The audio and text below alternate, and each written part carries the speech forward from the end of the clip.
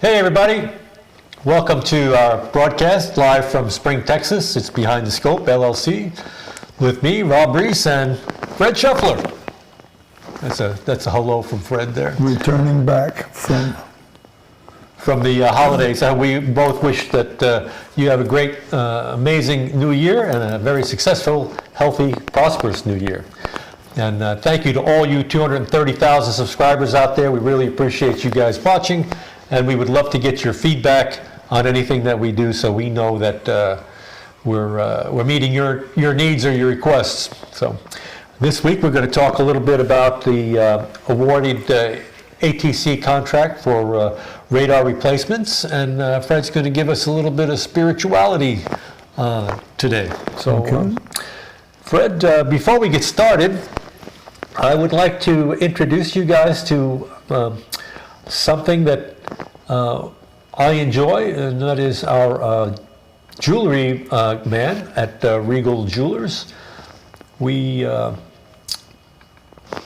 use him exclusively for any kind of jewelry that I want to purchase, and we have a little something for him today. Regal Jewelers has just the gem to make it unforgettable. Step into the radiant world of Regal Jewelers at 8633 West Rayford Road in Spring, Texas, where brilliance meets craftsmanship. Looking for an extraordinary gift? Frank Lendvai, our master jeweler with over 47 years of experience, brings your visions to life, blending artistry and precision. Imagine a custom-designed pendant, ring or bracelet made just for you. From sparkling diamonds to luxurious gold, platinum, and silver, our showroom dazzles with timeless elegance, exceptional service, and sterling quality. That's Regal Jewelers. Visit us at 8633 West Rayford Road, Spring, Texas, and embark on your journey to excellence. Regal Jewelers, where unforgettable memories are crafted. There you go. That's our sponsor, one of our sponsors, Regal Jewelers. Another sponsor that we have is us. We sell these amazing shirts, and you can see they come in white, and Fred is modeling our black one. Doesn't that make Fred look really handsome? We also have our coffee cups. You can get this kind of a coffee cup. On the back here, you could have your history of the FAA loaded. Here's another cup from Fred. Can we get a tight on this? You can see that Fred has actually worked at one time for the FAA. And here's all of his experience on the back of his cup. And every morning, whoever's sitting opposite him can be reminded about Fred's experience level. Also, we have these beautiful booklets that you could purchase online. Tells the history of the FAA, and they're right up to date. You could also pick up these amazing coasters, and I could set them up with your facilities that you worked at. So, plenty of items out there for you to show your loyalty and your excitement about watching our channel out here. So, without further ado, let's bring Fred up, and Fred's going to give us some spirituality this morning. Go, Fred. As a controller, there are various times in various situations, and they stick in your mind for the rest of your life. I remember a time hearing a Delta 727 going around the wrong side of a thunderstorm, and I could hear the hail just beating the airplane apart. I could hear the squeaking in the cockpit, and then I lost them. I totally lost them. Couldn't find the target or anything. I had to stop any traffic I had coming to me, and called the supervisor over. It was about 6 months after a Southern DC 90 crash near Atlanta. A situation that happened with them also, where they went through the wrong side of the thunderstorm, and the hail destroyed the engines, and I kept thinking about it. My supervisor came over, asked me why I stopped the traffic. I told him how I lost these guys, and they kept calling him and calling him. And then, it was probably 3 to 5 minutes. 3 to 5 minutes in our profession is about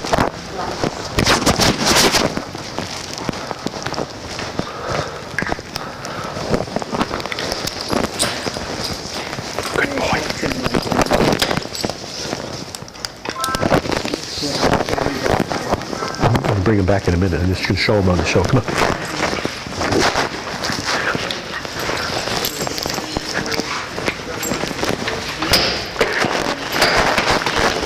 Probably about 48. Still wish I could have a drink with him. And took him back to Philadelphia. Another situation I had,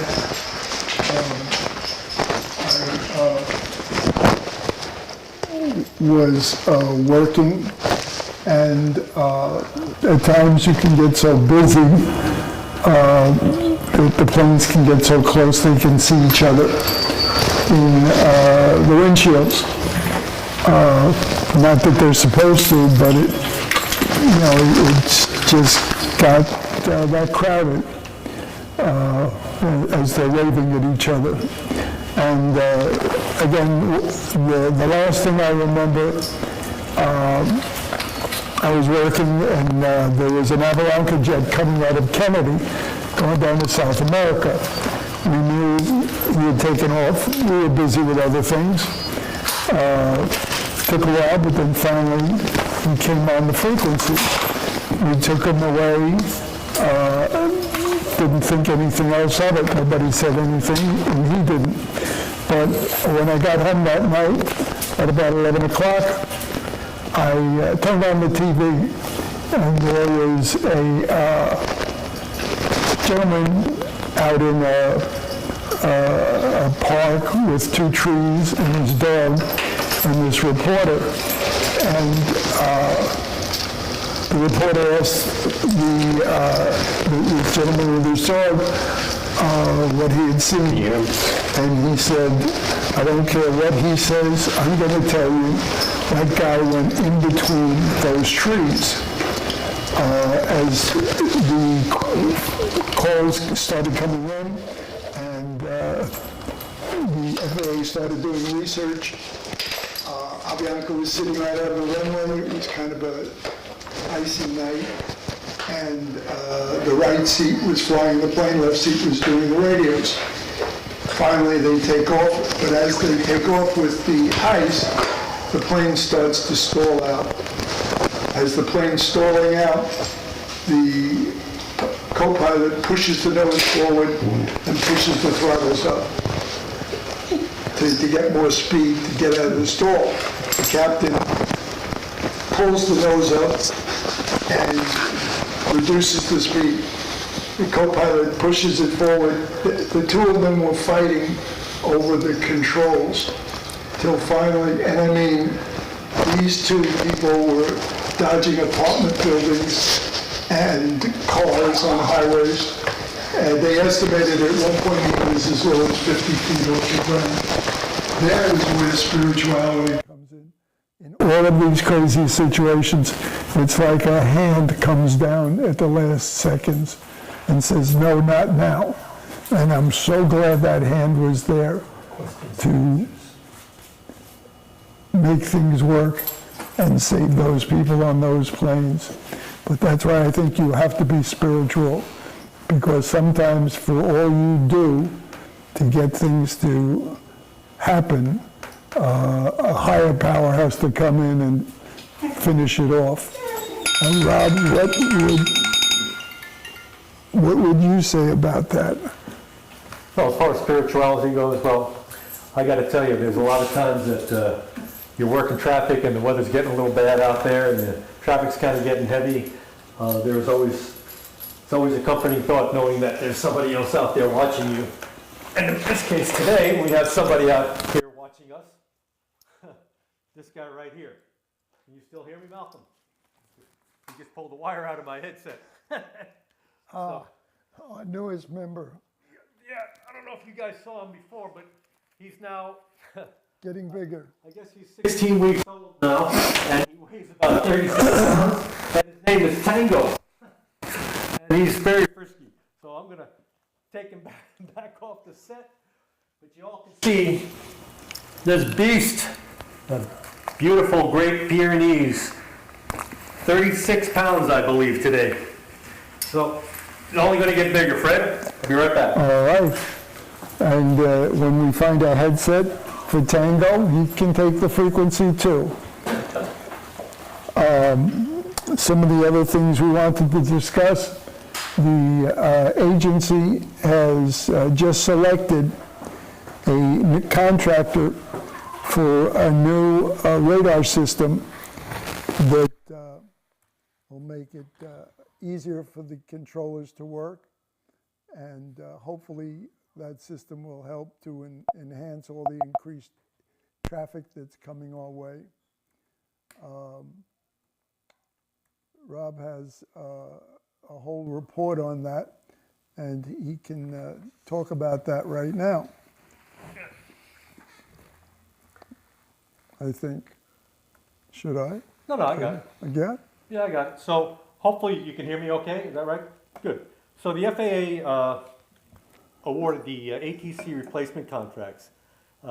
Indra and RTX are the companies that were awarded the contracts to replace the FAA's ground-based air traffic control system radars. And these radars are said to be easily integrated into the old system. They're going to use the original platforms and the main turn bearings on the radars. RTX, Collins Aerospace Business, has said it was awarded a $438 million contract from the FAA. Spain-based Intra, they didn't immediately respond to the request for comment, but the contractors will work with Paratron as the prime integrator for the DOT named them in 2025 to oversee the ATC system overhaul. So this is a good thing. Finally, we're going to get some current radars out there that can be upgraded, maintained, sustained, because the system that is in place right now, they don't even making parts for it anymore. It's kind of obsolete, and the best part is that this should be a seamless integration. These components should work well with what's already in place.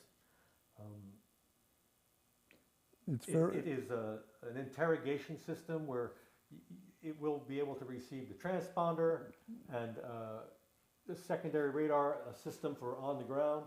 They'll be able to see where the aircraft are tracking very closely. Now, talking about secondary radar and upgrades, next week on the show, we're going to have Robert Novia come on, and he's going to talk to us about ADS-B. And he might even bring up the ADS-B system that's integrated into the Gulf of Mexico. So that'll be a very interesting conversation to have with Robert Novia. And like I said, this particular system will be seamless with existing infrastructure. This will enhance the safety, the efficiency for air traffic controllers. It's going to reduce long-term cost and ensure the system is prepared for future for the national airspace system recovery. That was it. That article came out of the FAA and UAV's information in America. Was published back in 2016. So they won't have to spend too much money anymore on vacuum tubes. Does anybody know if they're still using the VOR and TACAN systems out there, or if it's totally GPS? And HIWAs, is that also included out there? I'd love to get your information on that. And for all those that maintain that system, let us know. Fred, what do you got? I've covered all I wanted to talk about, and you've seen our wonderful merchandise that's available for this week. I don't know of anything else we want to talk about. All right. So I see that there was some audio problems out there before, and Jackie's saying the audio dropped very low again. And it's very funny because just before we go on the show, we had perfect audio, and then it just kind of dropped off there. I don't know why it does that. We shouldn't be having that kind of problem. But is there anything you all out there would like to see on the show? Okay. How many people do we have listening in right now? Just Jack? Yeah, I think so. So that's about it for today. So let's sign off. we'll talk to you all later. Thank you very much for joining us. And we're going to bring you some big content next week. We'll be back up to running 100% next Sunday. And we've got some new shows. I do know that one of our editors, Larry Wimberly, he is about ready to turn over the UPS 6. I think he's almost made it into a documentary by now, story that has Rich Phillips as the air traffic controller. So that's going to be a very, very interesting take on what happened out in Bahrain with UPS 6 and the 747 that caught on fire because the batteries, the lithium batteries that were in the cargo bay caught on fire. It's an exciting story, and Larry has gone really deep dive into all the information that could be contained on that. And in the end, you'll see that Controller Rich Phillips did an amazing job just getting that aircraft to the point that he got him to. So. And he's still working out there. Yeah, he does. He still works out in Bahrain. I think he's the manager out there now. So imagine that. He was one of the first union reps here in Houston Center, along with Jerry Harrison and who else?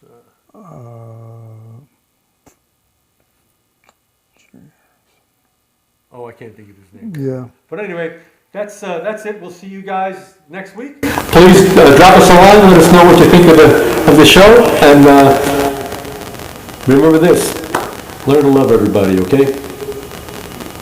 Bye for now. Have a good week.